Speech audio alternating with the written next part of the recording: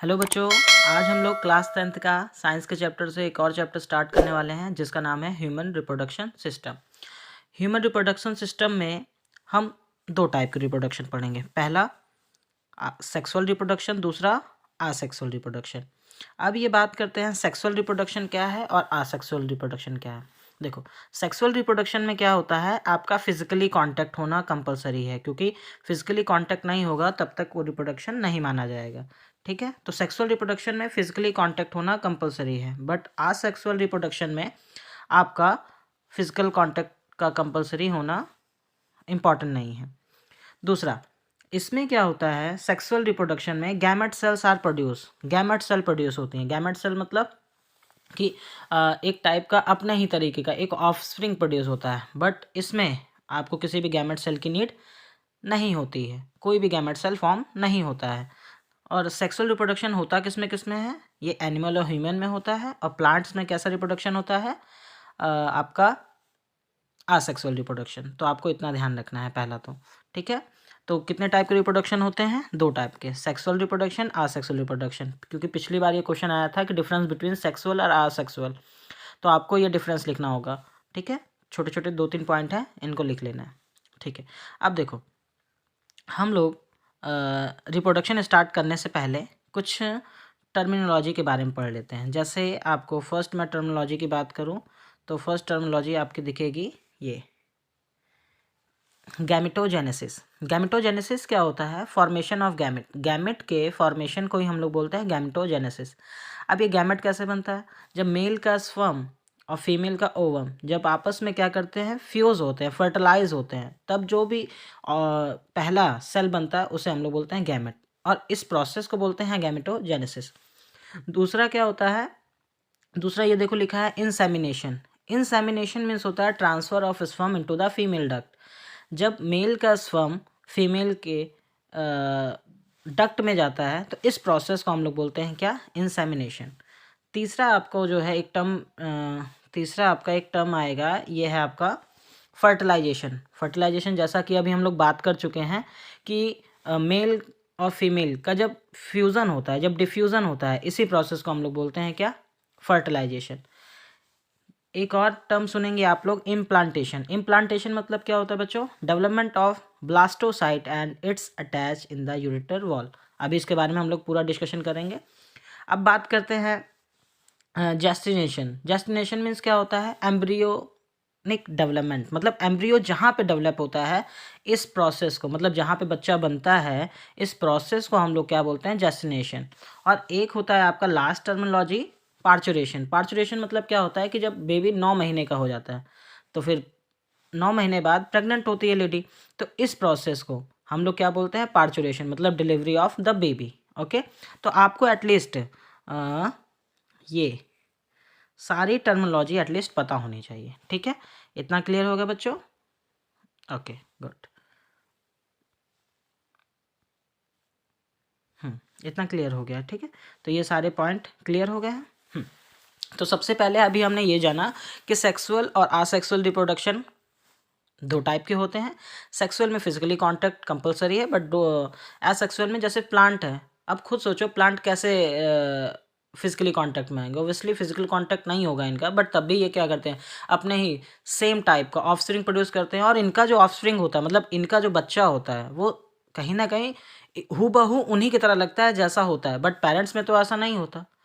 Human में, animal में तो ऐसा नहीं होता ना कि हूबहू ऐसा ही बेबी हो, बट यहाँ पे ऑफस्प्रिंग क्या होता है, सेक्सुअल में एक और पॉइंट आप नोट कर लीजिएगा कि सेक्सुअल में क्या होता है कि आपका जो ऑफस्प्रिंग होता है, वो सेक्सुअल में क्या होता है, ऑफस्प्रिंग मतलब डिफरेंट होता है, पूरी तरीके से सेम नहीं होता। जैसे आप अपने पापा को ही देख लो, आप अपने पापा की तरह थोड़ी मिलते रहोगे, हाँ। लेकिन प्लांट में आप कोई भी फ्लावर ले लो, उस फ्लावर के सारे उस पेड़ के सारे फ्लावर कैसे दिखेंगे आपको, देखो सेम हूबहू दिखते हैं। तो ऑफस्प्रिंग यहाँ पे सिमिलरिटी कुछ ज़्यादा होती है सेक्सुअल में, बट सेक्सुअल में सिमिलरिटी ज़्यादा नहीं होती है।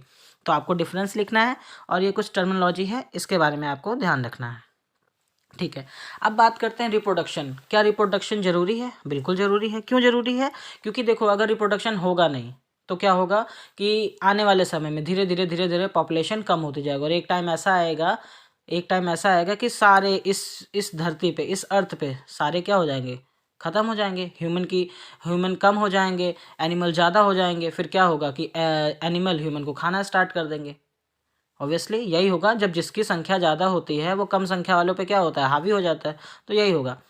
ठीक है, तो रिप्रोडक्शन होना फर्स्टली कंपलसरी। बहुत लोग इसका निगेटिव वे में, बहुत निगेटिव तरीके से सोचते हैं। आप खुद सोचो, आपकी शादी होगी, क्या आप रिप्रोडक्शन नहीं करोगे? ऑब्वियसली रिप्रोडक्शन होगा। ठीक है, चलो अब बात करते हैं रिप्रोडक्शन की। तो what is reproduction? Reproduction is the biological process by which organism are produce their parents. Reproduction is the biological process by which organism are produce their parents. मतलब जहाँ पे आपके पेरेंट्स होते हैं वो अपने ही तरीके का ऑफस्प्रिंग प्रोड्यूस करते हैं, इसी प्रोसेस को हम लोग क्या बोलते हैं, रिप्रोडक्शन। ठीक है, रिप्रोडक्शन दो टाइप के होते हैं, पहला सेक्सुअल रिप्रोडक्शन, दूसरा असेक्सुअल रिप्रोडक्शन। ओके, ठीक है, ये क्लियर। अब हम आगे बात करते हैं। सबसे पहले देखो, सेक्सुअल रिप्रोडक्शन में हम लोग दो टाइप के रिप्रोडक्शन पढ़ते हैं। पहला, अभी डिस्कशन किया हम लोगों ने, पहला सेक्सुअल रिप्रोडक्शन में पहला आता है आपका मेल रिप्रोडक्शन सिस्टम और दूसरा आएगा फीमेल रिप्रोडक्शन सिस्टम। अब मेल और फीमेल दोनों में डिफरेंस होता है, उसके पार्ट अलग अलग होते हैं। तो फर्स्टली हम लोग मेल के बारे में पढ़ेंगे और मेल के बाद हम लोग फीमेल के बारे में पढ़ेंगे। तो firstly male reproductive system.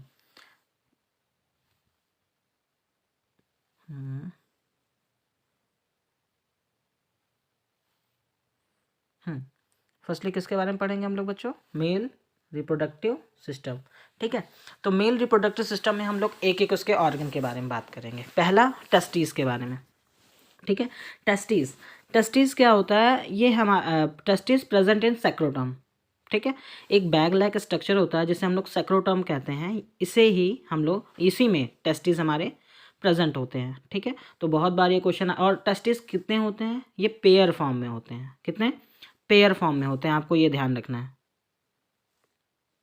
Testis pair form में होते हैं। पहला कहाँ पे प्रेजेंट होता है? सेक्रोटम। सेक्रोटम क्या होता है? It is a bag like structure. कैसा स्ट्रक्चर होता है? बैग लाइक स्ट्रक्चर होता है। क्लियर? ये देखो, प्रेजेंट इन सेक्रोटम। कहाँ प्रेजेंट होता है? सेक्रोटम में। सेक्रोटम क्या होता है? It is a bag like structure. Bag like का स्ट्रक्चर होता है। अच्छा, एक और देखो, 7 month of pregnancy testis descend सेक्रोटम।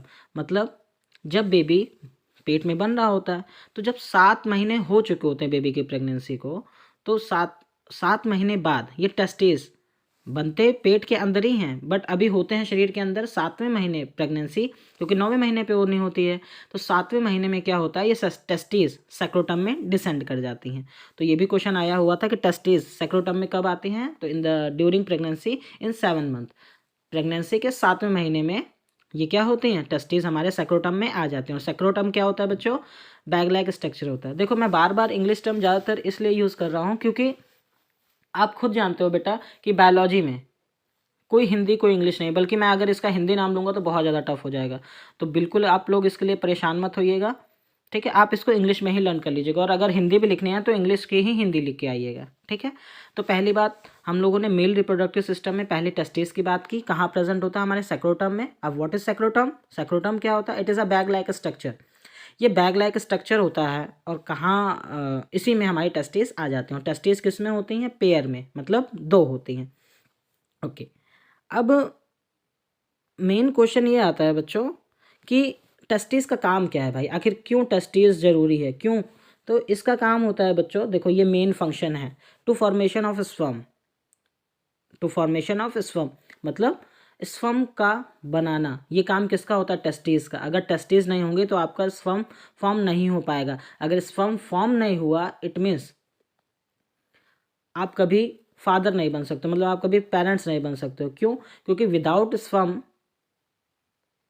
आप कुछ भी नहीं हो सकता है। ठीक है, तो ये टेस्टिस का काम ही होता है फॉर्मेशन ऑफ स्पर्म, स्पर्म का फॉर्मेशन करना। और एक और बात बता दूं मैं, इंपॉर्टेंट समझिए, चाहे जो समझिए, जो बच्चा पैदा करना है तो एक पेरेंट्स का, मतलब एक मेल के अंदर एटलीस्ट 3 ml स्पर्म होना चाहिए। अगर 3 ml स्पर्म नहीं है, इट मीन्स वो एक डिसीज़ का शिकार हो जाएगा, जिसे हम लोग इनफर्टिलिटी नहीं, सॉरी, सर्टिलिटी बोलते हैं। क्योंकि इनफर्टिलिटी, अगर लड़कियां बच्चा प्रेग्नेंट नहीं कर पाती हैं या फिर प्रेग्नेंट नहीं हो पाती हैं, तो उसे बोलते हैं हम लोग फर्टिलिटी। बट अगर यही काम लड़के की वजह से हो, मतलब लड़के की वजह से बेबी पैदा ना हो, तो इसे बोलते हैं सर्टिलिटी। ठीक है, तो अगर आपको बच्चा पैदा करना है तो एटलीस्ट 3 ml स्पर्म होना ही चाहिए। ठीक है, ये हो गया। देखो कभी कभी क्या होता है कि जैसे पेट में बच्चा बन रहा होता है तो टेस्टिस बाहर नहीं आ पाती, मतलब डिसेंड नहीं हो पाती। कहाँ? सेक्रोटम में। अब सेक्रोटम में आपके टेस्टिस डिसेंड, ये देखो, जैसे ये पॉइंट देखो, ये वाला पॉइंट पढ़ो, देखो, testis do not descend scrotum then no sperm is produce. मतलब ऑब्वियसली सीधी सी बात है, टेस्टिस जब आपका क्या होगा कि पेट से, मतलब शरीर के अंदर से सेक्रोटम में नहीं आ पाएगा, तो इसको क्या बोलते हैं? ये देखो, इसको बोलते हैं हम लोग क्रिप्टैरिज्म। क्या बोलते हैं? क्रिप्टैरिज्म। ठीक है, ये क्या है? एक आपकी एक डिसीज कह लो, क्या है इसका नाम? क्रिप्टैरिज्म। ठीक है, testis do not descend scrotum then no sperm is produce. Okay okay. कभी कभी क्या होता है, देखो एक लोग टेस्टिस को देखो रिमूव करवा लेते हैं। सुना होगा ऐसा कि टेस्टिस को रिमूव करना मतलब बाहर निकलवा लेते हैं, शरीर से ही बाहर निकलवा, क्योंकि वो नहीं चाहते कि हमें और बच्चा हो। लड़के लोग ऐसा, जैसे लड़कियां का क्या होता है कि लड़कियों का फिलोपियन ट्यूब कट कर दिया जाता है। लड़कियों का फिलोपियन ट्यूब कट कर दिया जाता है, तो वहाँ स्पर्म नहीं पहुँच पाता है। लड़कों में क्या करते हैं, लड़कों का एक तो वासा डिफरेंस कट कर देते हैं। वासा डिफरेंस कट कर देंगे तो स्पर्म बाहर नहीं निकल पाता है, प्रोड्यूस होता है बट बाहर नहीं निकल पाता है। दूसरा क्या होता है कि अगर ये कभी कभी लोग क्या करते हैं कि टेस्टिस को ही रिमूव करवा देते हैं, तो इसको इसको क्या बोलते हैं? ऑर्चिडेक्टोमी। क्या बोलते हैं इसको? ऑर्चिडेक्टोमी। ठीक है, तो आपको ये ध्यान रखना है। ओके, ठीक है। तो देखो अभी तक हमने पढ़ा क्या? अभी तक ये पढ़ा कि टेस्टिस पेयर में होती हैं। ओके, टेस्टिस पेयर में होती हैं। कहाँ पे होती हैं ये? पहले तो शरीर के अंदर रहते हैं, 7वें मंथ में शरीर से बाहर आती है। कहाँ आती हैं? सेक्रोटम में। सेक्रोटम क्या है? It is a bag like structure. क्या होता है इसका? फॉर्मेशन ऑफ स्पर्म, स्पर्म का फॉर्मेशन करना। बच्चा पैदा करने के लिए कितने ml स्पर्म होना चाहिए मेल में? At least 3 ml। अगर 3 ml से कम है तो ऑब्वियसली आपको प्रॉब्लम होगी, मतलब बेबी में कोई प्रॉब्लम होगी, बेबी डिफेक्टेड होगा, या तो बेबी होगा ही नहीं। ठीक है, तो इसलिए लोग देखो अब स्पर्म काउंटिंग भी करवाते हैं कि हाँ हमारे स्पर्म उतने हैं कि एक प्रिफरेबल अमाउंट में है कि नहीं। Testis do not descend scrotum then it is no sperm produce. अगर टेस्टिस क्या होता है बेटा, जब डिसेंड नहीं कर पाता है, कहाँ पे? टेस्टिस डिसेंड नहीं कर पाता है कहाँ पे? आपका सेक्रोटम में, तो स्पर्म प्रोड्यूस नहीं होता है। इसके बाद एक टर्म आपने सुना था, process of removal testis. Testis को निकालने की प्रक्रिया को हम लोग क्या बोलते हैं? ऑर्चिडेक्टोमी। टेस्टिस पेयर फॉर्म में होते हैं, और ये पढ़ लिया, देखो it is a bag like structure, ये बैग लाइक स्ट्रक्चर होता है। ठीक है, ये दोनों चीज़ें हो गई हैं। Okay, good. अच्छा, ये दोनों चीज़ें हो गई हैं, तो एक और आपने एक टर्म सुना होगा, gubernaculum. What is gubernaculum? It is a fibre cord. ये फाइबर कॉर्ड होता है, ये क्या करता है? टेस्टिस को होल्ड करके रखता है। टेस्टिस को होल्ड करने का मतलब वो बैग लाइक स्ट्रक्चर में मूव तो कर सकती है बट बाहर नहीं जा सकती हैं। तो ठीक है, इसी को ही हम लोग क्या बोलते हैं? गुब्रानुकुलम। ठीक है, it's hold testis do not move inside the body, ताकि दोबारा बॉडी के अंदर वापस ना चली जाए। और ये हमारे शरीर से बाहर क्यों रहती हैं? ऑब्वियसली सीधी सी बात, क्वेश्चन आता है कि टेस्टिस हमारे शरीर से बाहर क्यों रहती हैं, मन में क्वेश्चन आया होगा।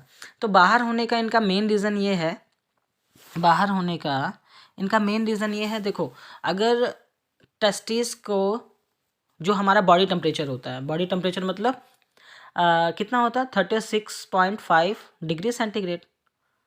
ठीक है, अच्छा, अब टेस्टिस का काम होता है स्पर्म को बनाना, और इसको जो है बॉडी टेम्परेचर से कम टेम्परेचर चाहिए। अगर ये शरीर के अंदर होती, अगर ये शरीर के अंदर होती तो ये फॉर्मेशन ना कर पाते स्पर्म का। क्यों?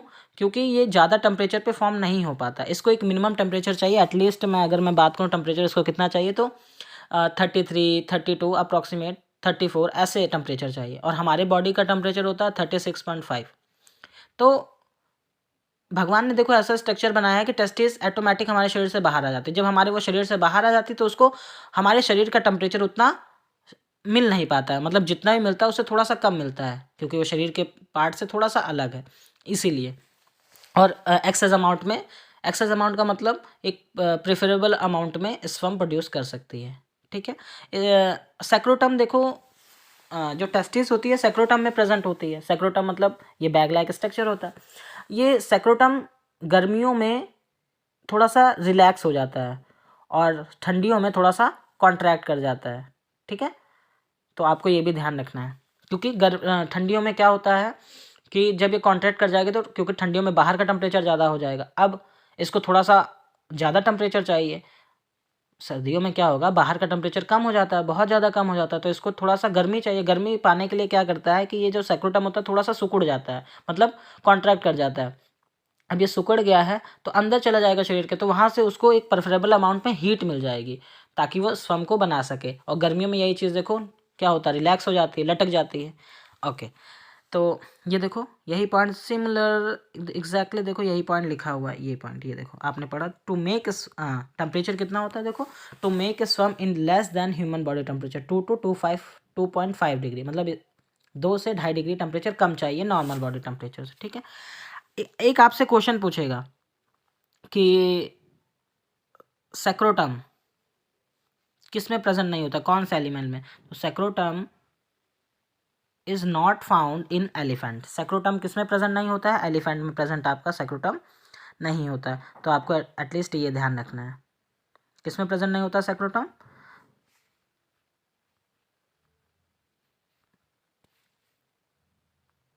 एलिफेंट में प्रेजेंट नहीं होता है। ठीक है, तो आपको ये बताना है कि एलिफेंट में प्रेजेंट नहीं होता है। ठीक है, ओके। तो अभी हमने ये देखो डिस्कशन किया था कि विंटर में ये कॉन्ट्रैक्ट कर जाता है और समर में ये रिलैक्स हो जाता है। ठीक है, तो एटलीस्ट आपको ये बातें ध्यान रखनी है। ठीक है, देखो आपने देखा होगा कि ये जो स्वम है, मूवी भी कई सारे देखे होंगे, स्वम का स्ट्रक्चर भी दिखाते हैं। तो स्वम मूव करता है with the help of tail, अपने पूंछ के थ्रू। स्वम अगर मूव कर रहा होता है, ऑब्वियसली कोई भी काम इस दुनिया में कोई भी इंसान है अगर वो वर्क कर रहा है तो सीधी सी बात है कि वर्क करने के लिए उसे क्या चाहिए, एनर्जी चाहिए। तो एनर्जी कहाँ से आएगी, कौन है जो स्पर्म को न्यूट्रिशन प्रोवाइड करता है, तो एक नाम होता है, ये देखो सार्टोली सेल। कौन सा सेल प्रेजेंट होता है, Sertoli cell. Nutrition provide in the sperm is give by Sertoli cell. Sertoli cell sperm को न्यूट्रिशन प्रोवाइड करती है, तो आपको ये ध्यान रखना है। ठीक है, तो आई होप टेस्टिस के बारे में काफ़ी अच्छी और बेहतर इन्फॉर्मेशन आप लोगों को मिल गई होगी। हाँ, इतना समझ में आ गया बच्चों। ठीक है, ओके, अगली बात करते हैं।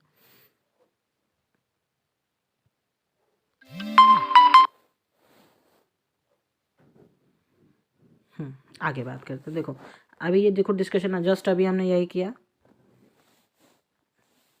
कि ये देखो बेटा कि स्पर्म को न्यूट्रिशन कौन से सेल प्रोवाइड करती है, सार्टोली सेल। किसमें सेक्रोटम प्रेजेंट नहीं होता है, कौन सा एनिमल, एलिफेंट।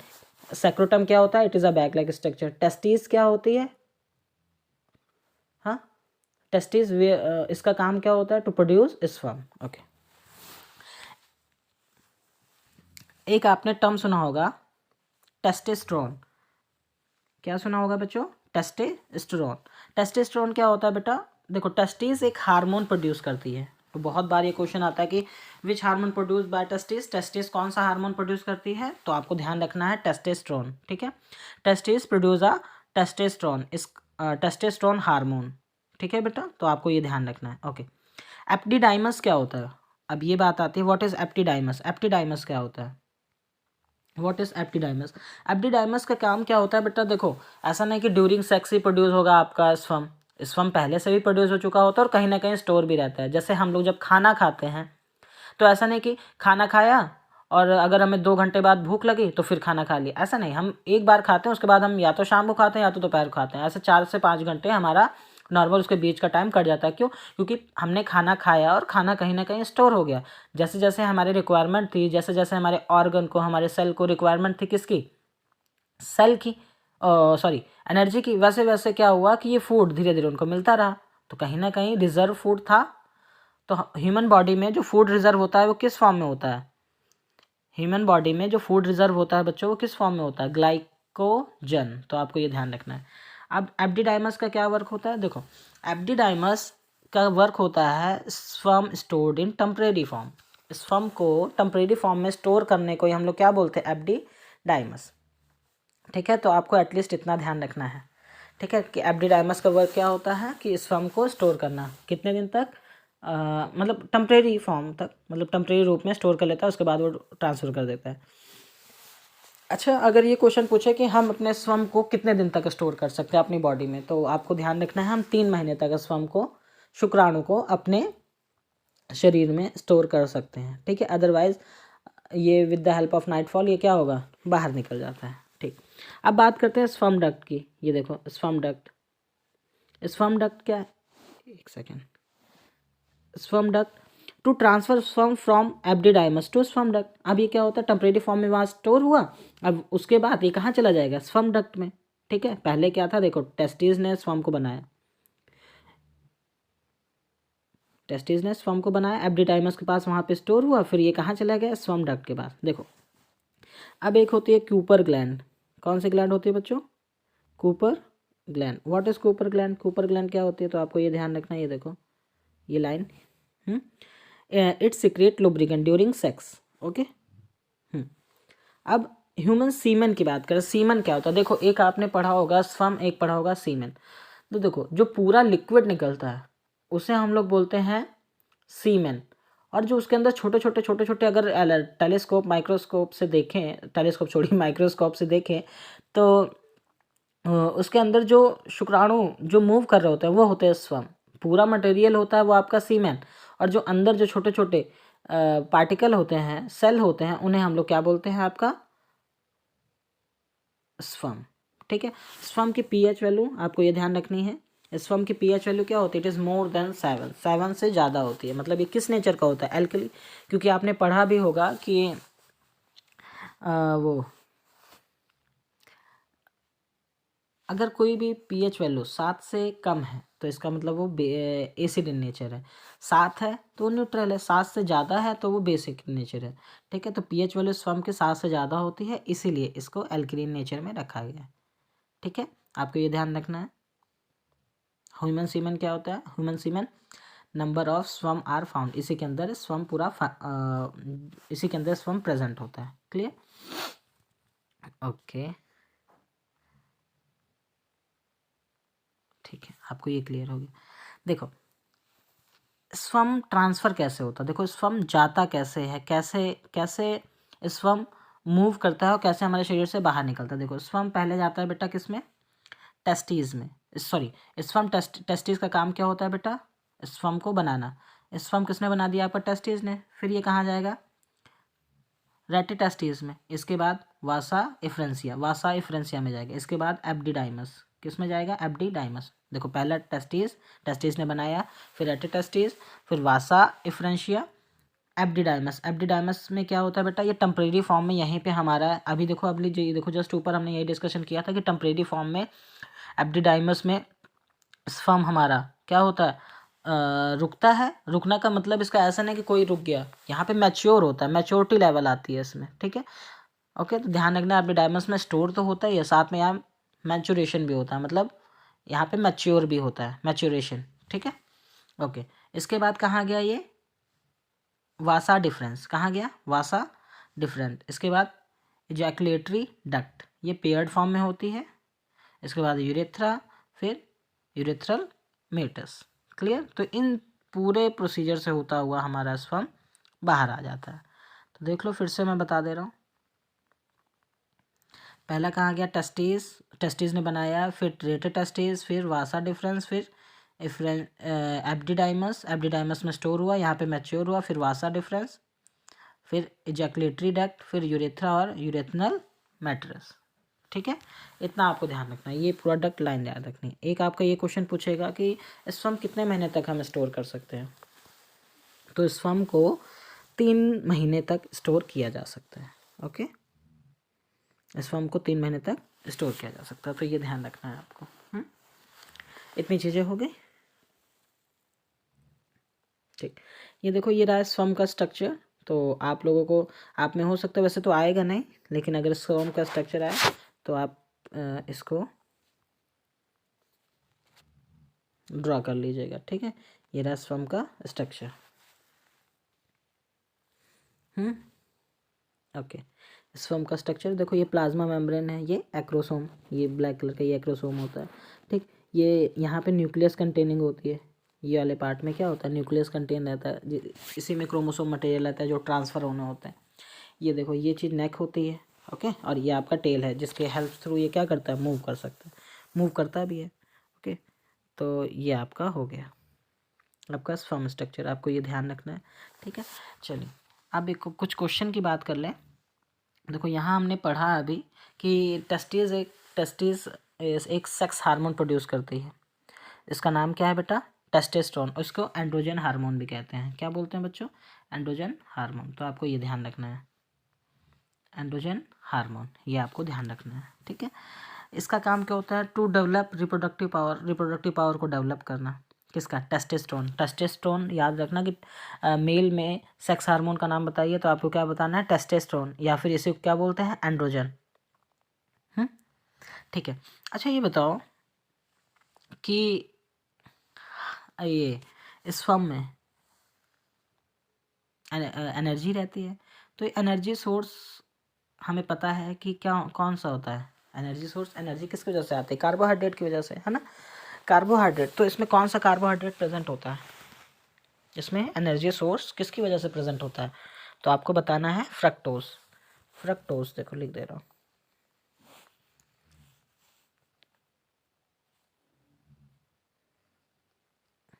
FRACTOS,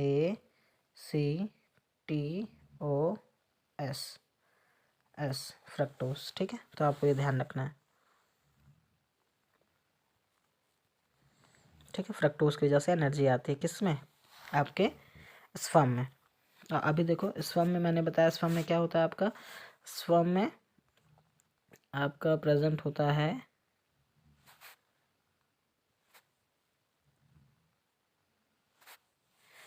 सीमेन में क्या प्रेजेंट होता है, स्पर्म और सेमिनल फ्लूइड। ठीक है, सेमिनल फ्लूइड में क्या क्या होता है, देखो सेमिनल वेसल इन पेयर, देखो सेमिनल फ्लूइड सेमिनल वेसल में प्रेजेंट होता है, पेयर्ड में होता है, मैक्सिमम कंट्रीब्यूशन ऑफ स्पर्म।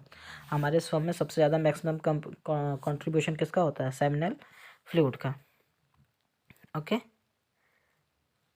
तो बस इतना है। इस पेज में आपको बस ये याद रखना है कि देखो, स्पर्म का स्ट्रक्चर कैसा होता है, दूसरा main sex hormone, male sex hormone का नाम क्या है, टेस्टोस्टेरोन, और इसे क्या बोलते हैं, एंड्रोजन। ओके, और एक और चीज़ कि इसका एनर्जी सोर्स कौन सा होता है इसमें, फ्रक्टोज। ठीक है, ये ध्यान रखना है।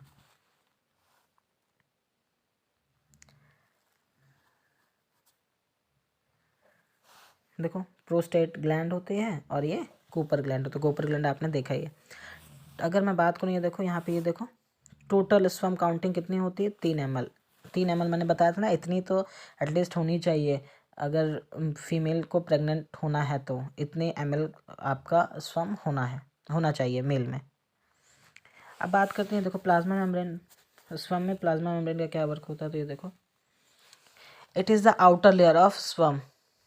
स्पर्म की आउटर लेयर होती है, प्रोटेक्ट द स्पर्म। ऑब्वियसली कोई भी लेयर होती है, जैसे घर में हम लोग बाहर दीवारों पे क्या कर लेते हैं, पेंट करा देते हैं, ताकि हमारी क्या हो सके कि वॉल प्रोटेक्टिव रहे, अच्छी दिखे। इसी तरह मेम्ब्रेन लगा होता है किसमें, स्पर्म के आगे फ्रंट पे, ये क्या करता है, प्रोटेक्शन प्रोवाइड करता है स्पर्म को। एक्रोसोम का क्या वर्क होता है, टू प्रोड्यूस फर्टिलाइजिंग केमिकल, ये क्या फर्टिलाइजिंग केमिकल प्रोड्यूस करता है, जिससे क्या करे, जब वो ओवा से मिले तो क्या हो कि वो फर्टिलाइजिंग केमिकल प्रोड्यूस कर सके, बना सके, ताकि गैमेट बन सके।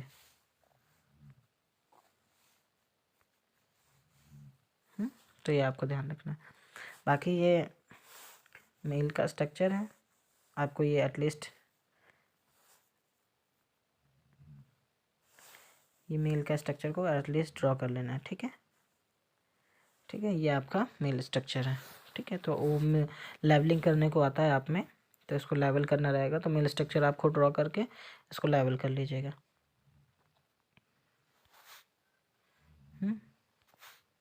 ठीक है, यहीं पे चैप्टर को फिनिश करते हैं और कल हम स्टार्ट करेंगे फीमेल रिप्रोडक्टिव सिस्टम। ओके।